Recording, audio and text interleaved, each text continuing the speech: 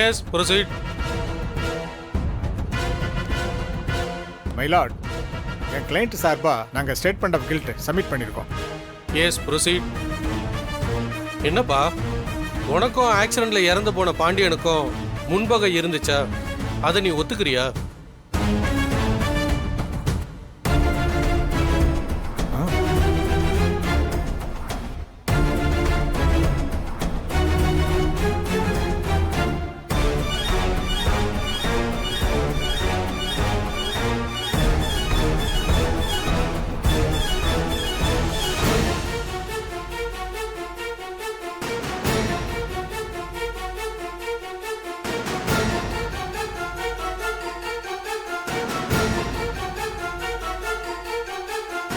சொல்லுப்பா.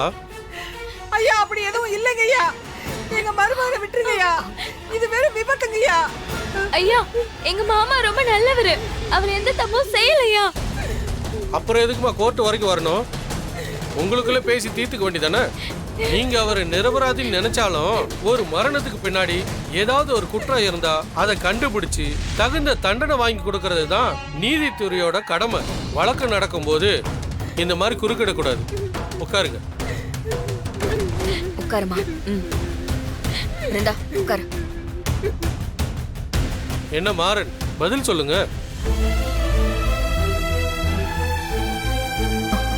சொல்லு.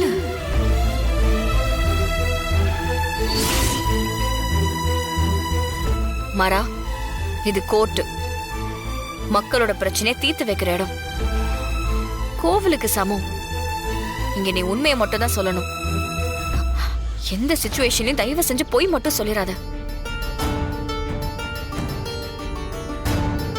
ப்ளீஸ்டா, என்கிட்ட பேசின மாதிரி அங்க தப்பா ஏதோ சொல்லி மாட்டிக்காத. நீ வெளியில வரணுங்கிறதுக்காக தான் நாங்க இத்தனை பேர் போராடிக்கிட்டு இருக்கோம். எங்களோட போராட்டத்தை தயவு செஞ்சு நீ அசிங்கப்படுத்துறாத. உன் பிடிவாதத்தெல்லாம் தூக்கி ஓரமா வச்சுட்டு என்ன நடந்துச்சோ அதை மட்டும் சொல்லு. மாறா ப்ளீஸ், உண்மையை மட்டும் சொல்லு.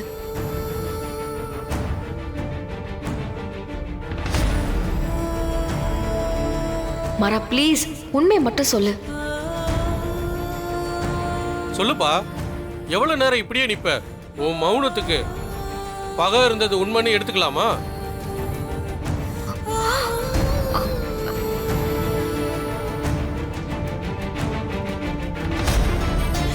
ஏண்டா ஒண்ணுமே சொல்ல மாட்டேங்கிறா?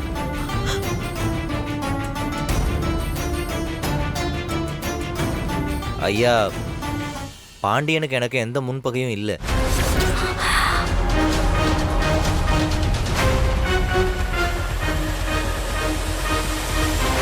ஆக்சிடென்ட் ஆன அன்னைக்கு தான் நான் அவரை முதல் தடவையா பார்த்தேன்.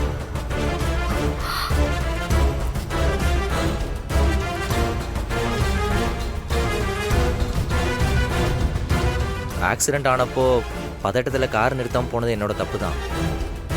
ஆனால் உடனே நான் என் தப்பை உணர்ந்துட்டேன்.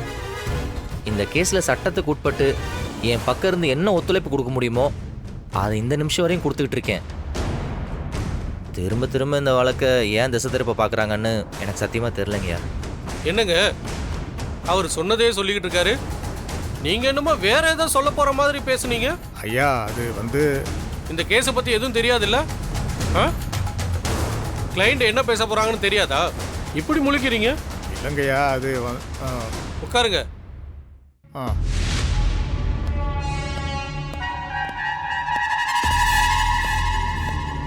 சார், எங்களுக்கு இந்த கேஸில் டவுட் இருக்கு.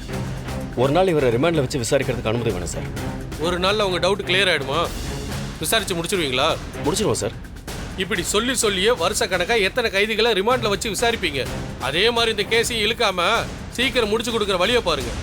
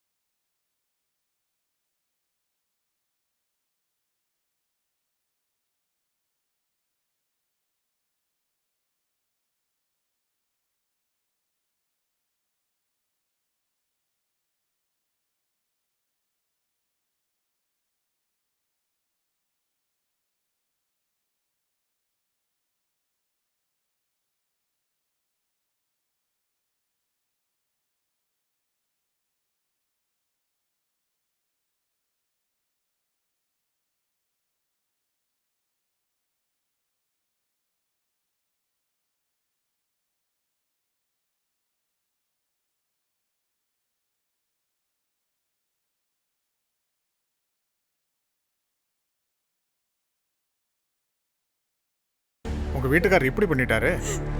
நான் சொன்ன மாதிரி சொல்லியிருந்தா இந்நேரம் எல்லாமே முடிஞ்சிருக்கும். என்ன முடிஞ்சிருக்கும்?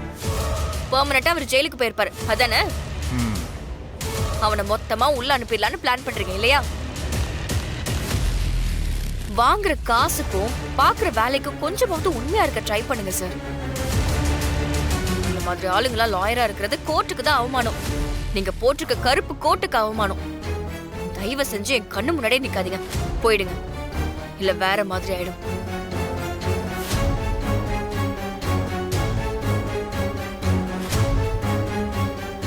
என்ன சார் அங்க பாக்குறீங்க? ஆ? உங்க மோட்டிவ் மட்டும் ஃபேமிலிக்கு தெரிஞ்சதுன்னா அப்புறம் என்ன நடக்கும்னே தெரியாது. தயவு செஞ்சு இங்க இருந்து போயிடுங்க. அழாதீங்க அத்தை, மாறனுக்கு ஒன்றும் நடக்காது. மாமா, நாளையில இருந்து மாறன் கேஸ வாதாடுறதுக்கு நம்ம வேற லாயரை ஏற்பாடு பண்ணிக்கலாம். என்னாச்சுமா? இல்ல மாமா, இவர் வேண்டாம். இவர் மேல எனக்கு நம்பிக்கை சுத்தமா போயிடுச்சு. நான் சொல்ற லாயர் இது வரைக்கும் எந்த கேஸ்லயும் தோத்ததே இல்ல. அவர்தான் மாமா இதுக்கு கரெக்ட்.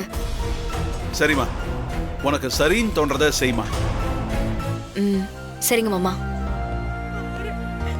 வள்ளிமா, நீங்க ஒண்ணும் கவலைப்படாதீங்க. மாறனுக்கு எதுவும் ஆகாது.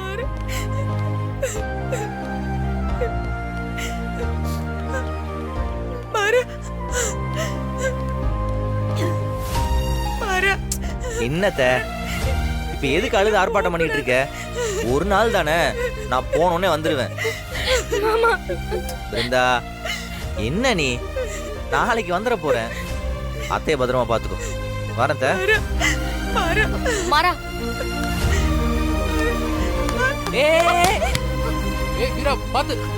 என்னாச்சு? இப்ப எதுக்கு ஓடி வர?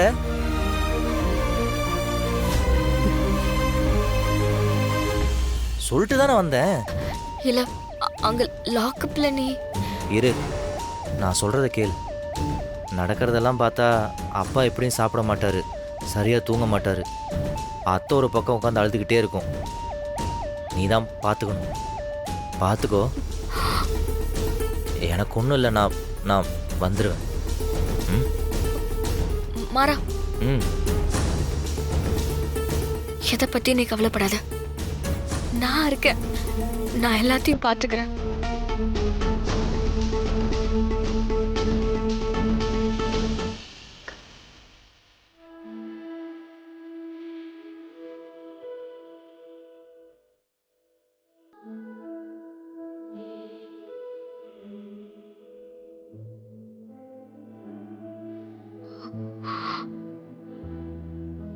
வரேன்.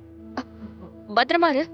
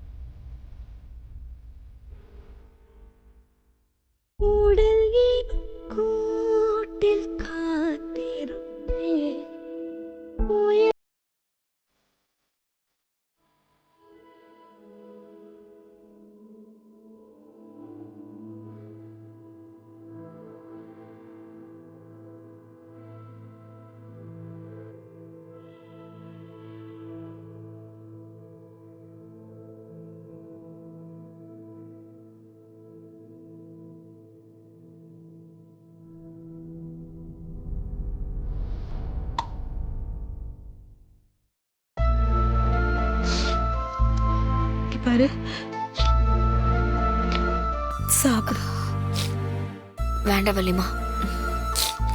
இந்த வீட்ல யாரு கவலையா இருந்தாலும் முதல்ல ஓடி வந்து ஆறுதல் சொல்றது, தைரியம் சொல்றது, சாப்பிட வைக்கிறது எல்லாமே நீதானே. இப்ப நீ வேணான்னு சொன்னா நான் அப்படியே போயிடணுமா? வீரா, அழாதம்மா, எல்லாம் சரியாயிடும். நான் அவனை ரொம்ப கஷ்டப்படுத்திட்டலம்மா. அப்படிலாம் ஒண்ணும் இல்லடா. அதெல்லாம் ஒண்ணும் இல்ல. இந்தா, நீ சாப்பிடு. வேண்டாம்மா. வீரா, இங்க பாரு, சண்டை போடுறதா இருந்தாலும் அழுறதா இருந்தாலும் உடம்புல தெம்பு வேணும்ல. மாற ஒரு நாள்ல வெளியில வந்துருவான் பாரு. அவனை நம்ம அப்படியெல்லாம் விட்டுற மாட்டோம். அவன் வந்து என் பொண்டாட்டியை ஏன் சாப்பிட வைக்கலன்னு கேட்டா நான் என்ன சொல்றது? சாப்பிடுறா.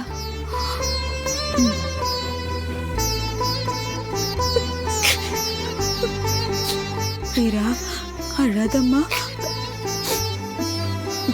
இங்க பாரு, சாப்பிடும்போது அழுதா தொண்டை அடைச்சுக்கும்.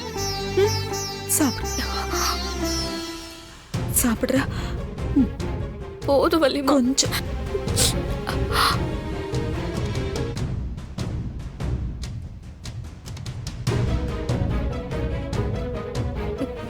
வள்ளிமா, இந்நேரம் அவனுக்கும் சாப்பாடு கொடுத்துருப்பாங்கல்ல, அவனும் சாப்பிட்டுருப்பான்ல. அவனுக்கு அந்த சாப்பாடு பிடிக்குமாமா? இங்க பாரு, நானே அதை பத்திலாம் யோசிக்க கூடாதுன்னு இருக்கேன். மாறன் என்ன நினைச்ச நீ? அவெல்லாம் தைரியசாலி. அதெல்லாம் சாப்பாடெல்லாம் சாப்பிடுவா. நீ சாப்பிடு. சாப்பிடுமா. இல்ல, போதுமா.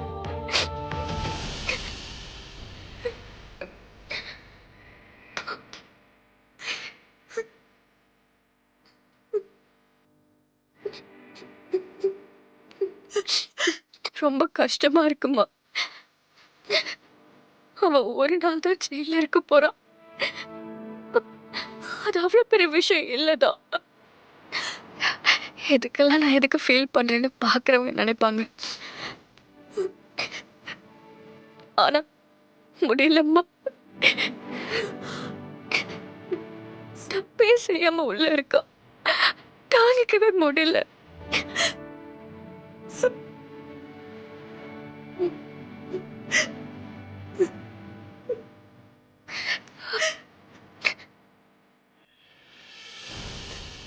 வீரா,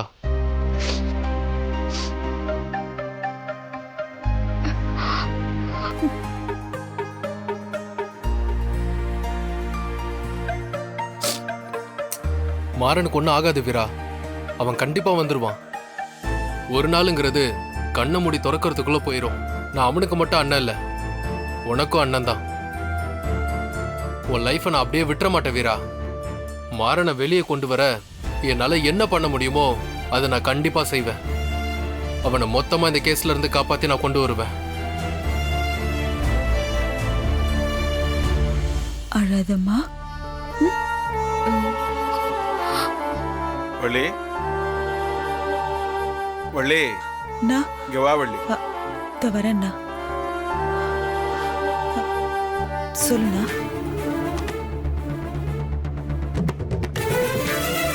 வீரா என்ன சொல்ற? உடஞ்சு போயிட்டான்னா. எது நடந்தாலும் கலங்காம இருக்கிறவ மாறனை நினைச்சு அழுதுகிட்டே இருக்கா. அவன் எப்படி இருக்கானோ சாப்பிட்டானோன்னு சாப்பிட கூட இல்லைண்ணா. இப்பதான் சமாதானப்படுத்தி சாப்பிட வச்சேன்.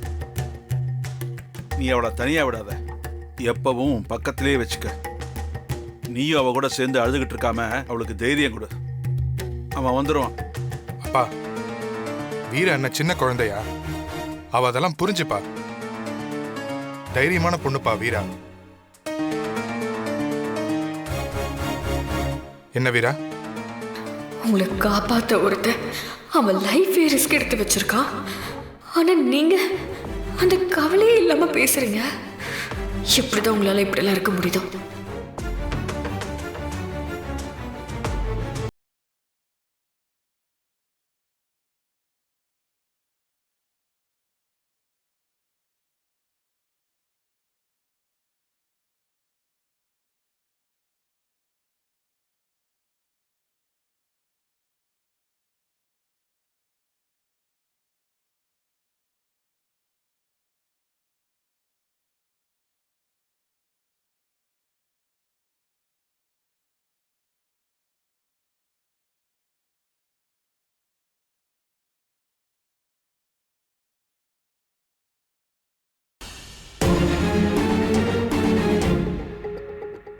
என்ன வீரா, தூக்கம் வரலையா? இந்த நேரத்துல இப்படி உட்கார்ந்துட்டு இருக்க? சாப்பாடு கூட நீ சரியா சாப்பிடலன்னு உன் அன்பான வள்ளியம்மா ரொம்ப ஃபீல் பண்ணிட்டு இருந்தாங்க. ரொம்ப கஷ்டமா இருக்குல்ல? நீ மாறன நினைச்சு ரொம்ப ஃபீல் பண்றத பாக்கும்போது எனக்கே ரொம்ப ஃபீல் ஆகுது. என்ன பண்றது, தப்பு பண்ணவன் தண்டனையை அனுபவிச்சுதானே ஆகணும். எனக்கே ஃபீல் ஆகுது. ஏன் வீரா, உன் விருப்பமே இல்லாம தாலி கட்டினவனுக்காக நீ ஏன் இவ்ளோ ஃபீல் பண்ணிட்டு இருக்க? உன்னோட இந்த ஃபீலிங்ஸ்க்குலாம் அவன் வர்த்தே இல்ல வீரா. நியாயமா இந்த மொமெண்ட்டை நீ செலிப்ரேட் பண்ணணும். அவெல்லாம் ஒரு நாள் மட்டும் ஜெயில இருக்க வேண்டிய ஆள் இல்ல, லைஃப் லாங் இருக்க வேண்டியவன்.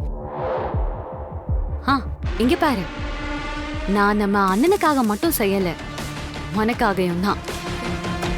அவன் எப்போ உன்னை விட்டு போறானோ அப்பதான் உன் வாழ்க்கை நல்லா இருக்கும்.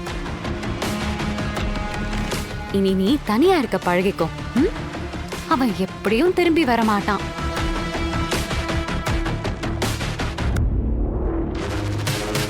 என்னம்மா பதிலே சொல்ல மாட்டேங்கிற?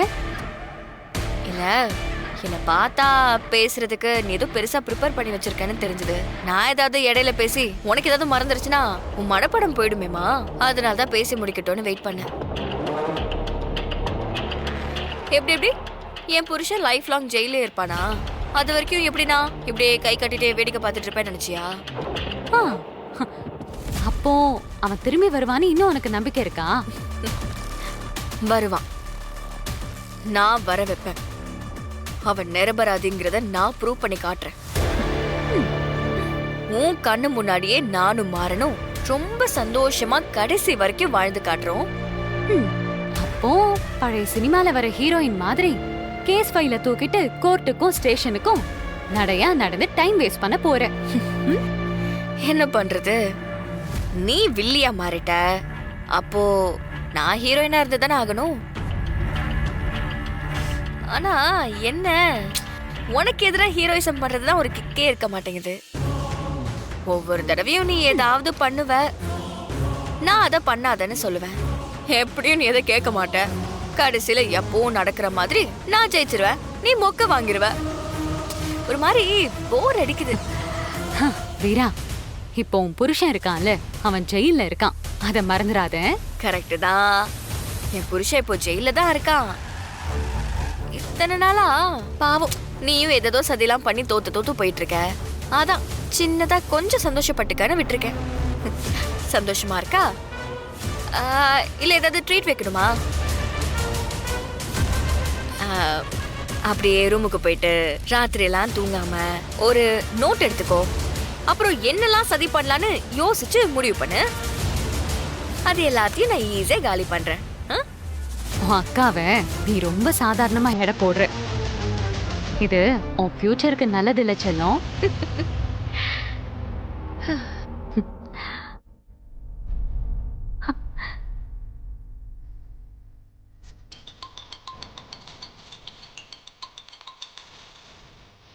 வணக்கம் மேடம்.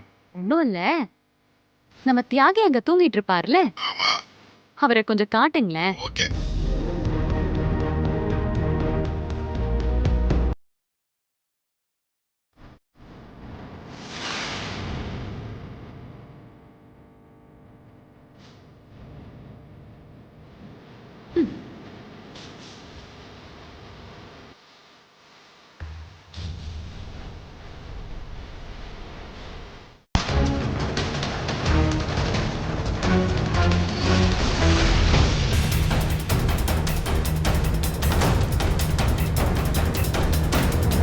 வணக்கம் மேடம். ஏதாவது செய்யணுமா மேடம்? நான் சொல்றேன் மேடம். போதும், கட் பண்ணுங்க. சரி மேடம்.